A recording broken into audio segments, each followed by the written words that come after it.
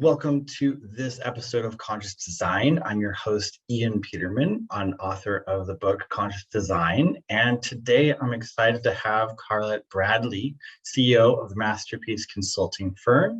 She's a coach, keynote speaker, a mastermind facilitator, and if you look at her LinkedIn, a lot of other things around helping people with their mental state, their ability to function as human beings. As we say. So welcome to the show. Good to have you here. Yeah, thank you, Ian. I'm glad to be here. Yeah, so first, everybody loves a good origin story. So can you share a little bit how you got into this and what really motivates you into this space? It's a huge, I don't do coaching, but it's great that we need people like you. So share that story a little bit. Yeah, so the quick version, I guess, is, I just identified maybe around 2016 that it was what I was doing anyway, right? Just naturally and organically, how people engage with me, trusted me with their deepest, darkest secrets, would refer to me for advice, whether it was regarding their career or their personal lives. And I was literally doing it anyway, right? And so, and when I had that epiphany, I just decided to make it official, become certified and to start my business. And the Masterpiece Project was birthed in 2018. Awesome. And you mentioned helping people in personal and business. Mm-hmm. I find I've had coaches and it's usually hard to separate those two once you, especially with startups. Yeah. So when you're working with people, do you find that it's a cross between? Is it often combined, or are you able to separate that a little bit more? No, it's always a cross, right? However, clients don't necessarily identify that right away. So it's part of the consultation where I help them to identify that, their personal lives is really the foundation of how they would be able to execute professionally. And so we probably get into that pretty quickly in the first session, just about how important it is for their foundation to be solid in order for, other things to really manifest professionally. Right. And mindset's a huge thing. I've interviewed other people about mindset. If you talk to any startup entrepreneur person, it's all about mindset. Mm-hmm. What are, in your experience and when you're helping people, what are some of the areas that you see as really important, to focus on? There's so much we could talk about when we talk about mindset and your outlook on things. Like, what are your key couple of things where you go, these are really important to have, put effort towards if you're going to start somewhere? Where would that be? Yeah. So there's a concept that I introduce to my clients called the breakup series. And what I empower them to do is to be able to break up with fear, procrastination, and the opinions of others. I have found over the years that those three focus areas are probably the most common themes that I hear consistently. Those are the things that have caused people to become stuck, right? They're unable to really just move forward. They become neutralized, they're unable to actually execute on their goals. And so being able to really identify those three common themes have helped me to really help my clients even more, because, with fear, it's just going to cause us, it's like staring at a train wreck, like you literally can't move, right? And then procrastination, which actually was something I had to overcome. And sometimes it creeps back up, but procrastination definitely is something, that people have to break up with. We cannot continue to not move towards the things that we are pushing to the side. What you find is that when you go after those things, that's what you should have been going after anyway, right? It's never as bad as you thought. It's never going to take as much energy as you thought. It's going to be better. And then the opinions of others. We live in this saturated culture of, social media and imagery and all of that. And so people have a tendency to compare themselves and also to allow the opinions of others to really impede their forward movement. So those would be the three primary, I would say. Yeah, I feel like, fear and procrastination would get talked about a lot, especially in the business. Like, I don't know any entrepreneur or startup owner that hasn't had to deal with those things. So Oh, I feel like God, that's just yeah. like across the board, no matter no Right. matter if you look super successful, you still are Yeah. probably dealing. And I totally agree. Procrastination always somehow manages to rear its head. Even in my life, it just pops up every now and I'm like, oh, doing that again. Yeah, That's it does. All of it's it. And it's not a one and done thing, right? That's why mindset has no. a lot to do with awareness, right? You just have to be conscious of what your triggers are, what are the things that continue to pop up, and also conscious of what stories are you telling yourself, right? Yeah, What that's stories, true. yeah. Oftentimes those stories have no foundation, or they're really rooted in something that has happened previously in your life. And so what we see is the fruit of some other root that we have to get to and identify. Yeah, yeah, that's very, very true. Mhm. I think it's great that you mentioned, the opinion of others. I think that's a huge. I have kids, so I'm very aware of a whole different world for Yeah. opinions of others and how many opinions we all get on a daily basis, Oh my which goodness. is I don't know. I don't know how I would have been a kid today. I I was agree. it seems way harder. Yeah. So, but it's so true for people in business too. Like we kind of think about this like, oh well, we're adults, we're fine, and it's not. It's not No, true. no. We're not able to just ignore those things as easily Mhm, as we sometimes believe we can. mhm. I think. Absolutely. Yeah. Um, so when you're back to like how you work, right? So you start working through those areas, right? Those you're gonna find so much there. So Yeah. that's a long time. That's gonna be a Right. long time, continual, Unpacking. so long, and in a good way, it's Yeah. always upward movement. uh Mhm. is there is when you're doing that, are there other areas that will typically pop up or that you find are attached to those that are I guess this next tier of things that you start to Yeah. unpack, and what's your process like? How do you go through? I know everybody has a little bit of a different process, Mhm. so I'd love to kind of piece apart how you approach things and what Yeah. your unique approach, because we all need a unique approach. There's no one size fit all for this Absolutely. kind of thing. No, definitely. And it takes work, right? I make that very clear up front with my Yes. clients. Like, this is not just sessions where we just talk. Like, you're going to have homework and, you're going to have to go away and do some things. And one of those activities, right, or takeaways post work that clients get is to, which is part of the process overall, is to sort of journal or list the things that they've been tolerating, right?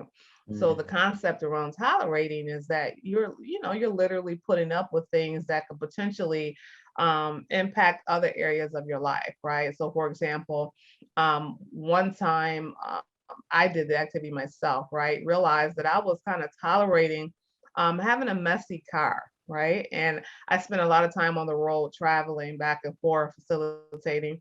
And what I didn't realize is that I'm not the kind of person that can work in chaos, right? I'm not.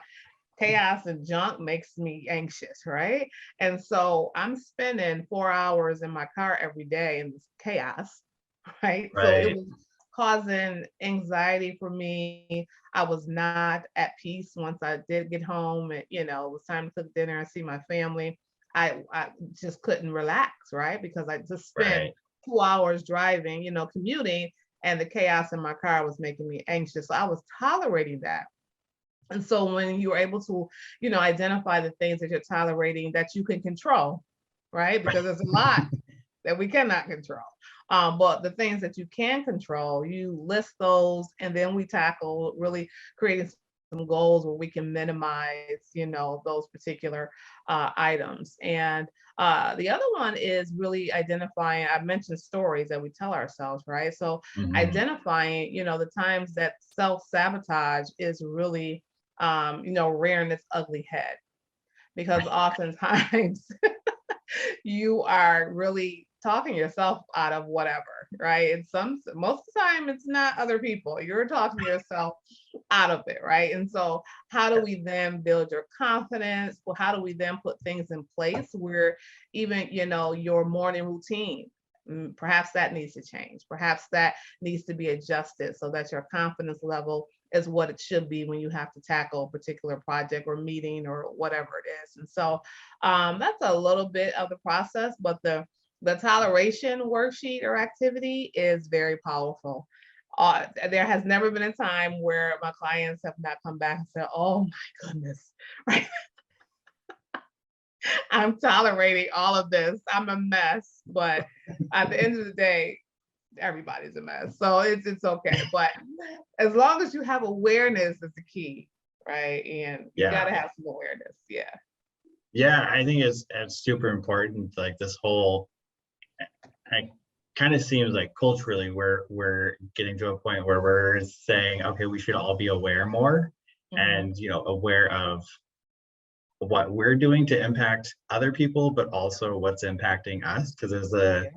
there's a lot, like you said, there's a lot of tolerating and Yes.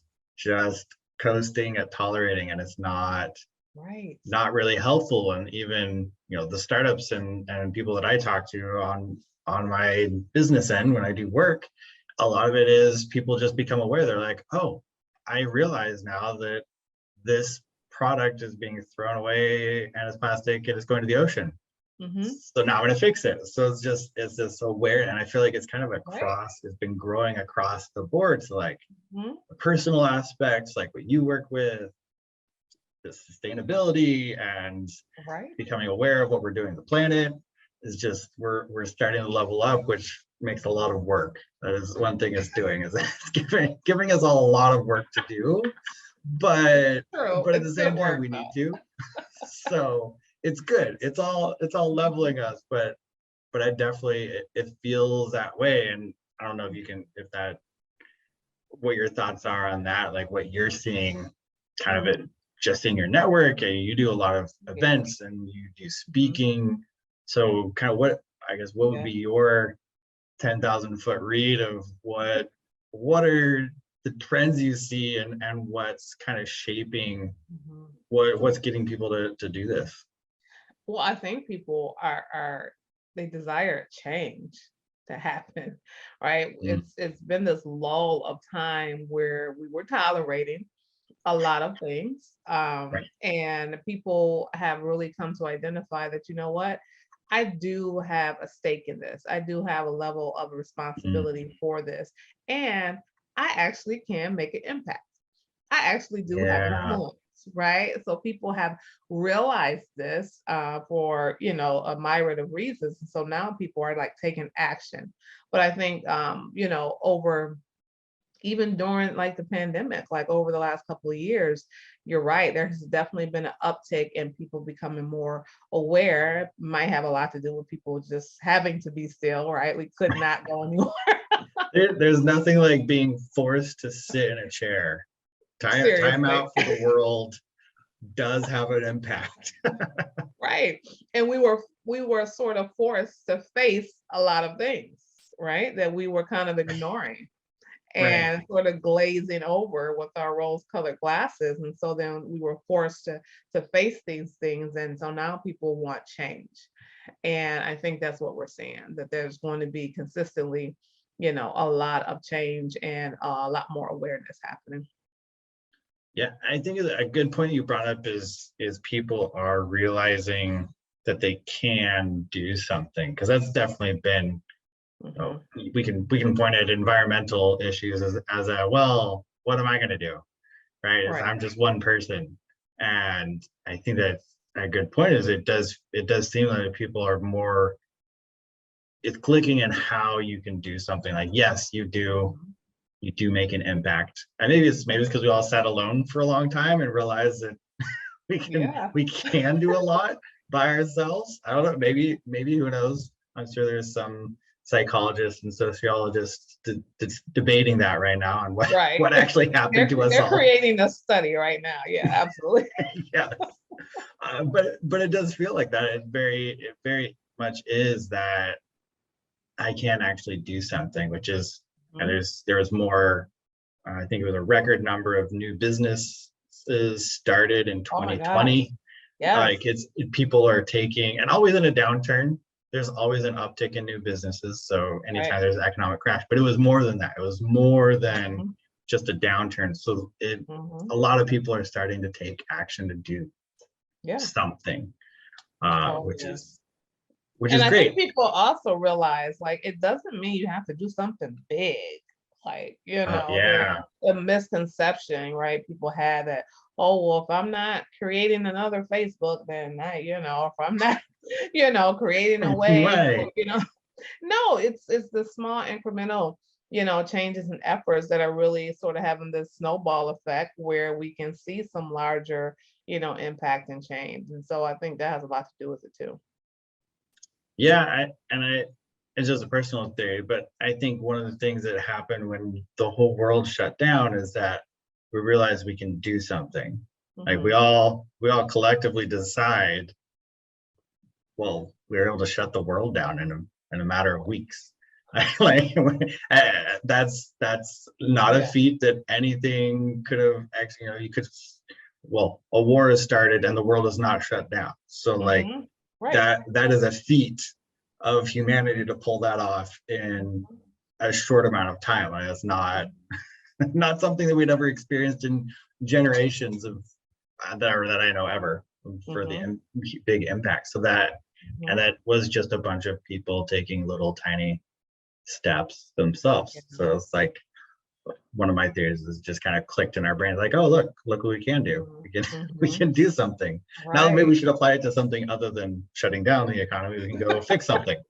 Fix something. We proved it works. Now let's go do something even better for everyone. Totally. So. I feel like we became a little more human again too, right? It's just because there was definitely also an increase in people just wanting to be helpful, right? To want to actually create ways for people's lives to be easier, right? To give back, to feed the hungry, to clothe those that are without, and to, do things like that. And so there has definitely been, there was one night, true story, like one of the things I do also in the spare time is like feed the hungry. So we traveled around the city maybe for 2 hours, and where we knew the pockets, of homelessness was. Right. People had already eaten. There were already like 3 other organizations that came to the areas where they were to feed them, and they were turning us away. They're like, oh, no, that's good. Great. That's great though. I mean, that's winning, right? And for that. Yeah, and I've never seen that ever before, right? I've been doing that for years, and that's never been. I've never heard of that. Yeah. Oh, I feel like there's nothing like a little bit of human isolation to make you appreciate humans again, and then want to go help. Like, I know what you're going through because I'm not feeling great either. So let's band together. Let's come together. Let's just sing Kumbaya. Just whatever it takes. We're within arm's distance now instead of 10 feet away waving across a fence in hazmat suits. Completely. Yeah. Well, so when you're back to what you do, helping people through this and coaching people, who do you work with? Like what's an ideal client for you? Who can you really help? Who do you resonate with when you work together? Yeah, definitely. So I would say about 40% of my clientele are small businesses, small business owners, right? And so what I've been able to do for them is actually work with either as a coach for, the owners, or coming in to actually do some leadership development for their staff. My Okay. second, largest percentage of clients are women. So, women who are, at the point of their lives where they are ready for a change and a shift is happening and they're just trying to figure things out. And so, yeah, that's my two greatest populations. Perfect. Well, those are both high need Mhm. populations for Yes, sure. yes. I work with enough startups and I have daughters, I have wife, I have sisters. Definitely, definitely all can benefit from some good coaching. It's helped Mhm. them. So yeah, Yeah. need more coaches in that space for Mhm. sure. Yeah, Well, absolutely. perfect.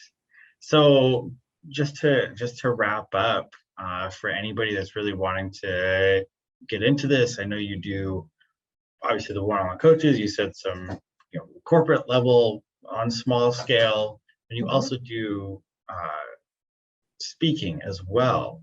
Is Mhm. there do you speaking for corporate? Do you have a Mhm. circuit that you do? Where can people find you, get in touch with you, see what you're Yeah. doing, join you? Yeah, definitely. So my keynotes have definitely been by invitation. So it is a myriad of opportunities. A lot of them have been at colleges and universities, Oh, speaking to the nice. student population, just about either keeping their momentum. A lot of requests to speak to students about mindset shifts, the growth mindset versus fixed mindset. Certainly, I've been invited to a lot of faith-based communities to talk, to parishioners just about, having perseverance and resilience, right, in Mm, uncertain times, and really bringing some of this practical knowledge around awareness and really growth personally and professionally to faith-based communities, because oftentimes it's not necessarily something that's discussed, right? So that's been really powerful and really rewarding there. yeah. And anyone that wants to connect, also facilitate, right, these mastermind sessions on a monthly basis where anybody from the community can, go to my website, sign up to attend. It is a wide variety of topics and discussions, generally for about 90 minutes, happening on the third Saturday of every month. And so it is an opportunity for people to come, and really what I've titled the sessions for this year is to pursue 2K22. And so we are discussing, what personal elements and what sort of mindset strategies and shifts need to happen so that we can be successful and to not become stuck. And that Mm, website is the Masterpiece Project .info. The perfect. Masterpiece Project.info. Awesome. Well, we'll make sure in the description notes for anybody listening, all your links. We'll make sure you're easy to get a hold of. And perfect. You work with people in so many different ways, so that is great. It makes it convenient for Yeah. everyone who can get working with you. So Yeah, love awesome. to have Well, anyone. absolutely. Well, I'm so glad that we were able to chat. It's been great talking to you about this. This is a very important subject for anybody doing anything. So pretty much everybody. There's if you find yourself not believing you fit into the need coaching category, then you should see a coach about that. and well, yeah, this has been really great. I really enjoyed our conversation. Yeah, same here. I appreciate it. Thank you for having me, Ian. All right, thanks, Scott. All right, take care. Bye-bye.